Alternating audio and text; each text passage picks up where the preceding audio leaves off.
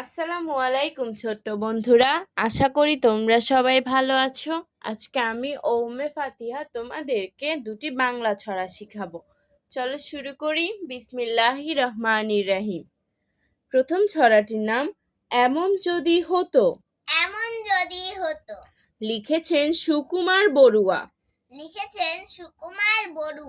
এমন যদি হতো, এমন যদি হতো, ইচ্ছে হলেই আমি হতাম প্রজাপতির মতো,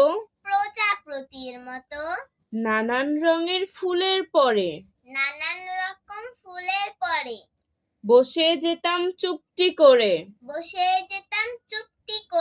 খেয়াল মতো নানান ফুলের সুবাস নিতাম কত।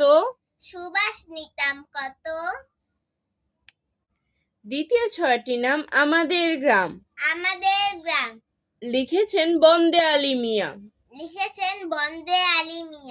আমাদের ছোট গায়ে ছোট ছোট ঘর, থাকি সেথা সবে মিলে,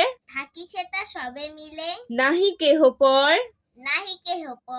পাড়ার সকল ছেলে, মোরা ভাই ভাই,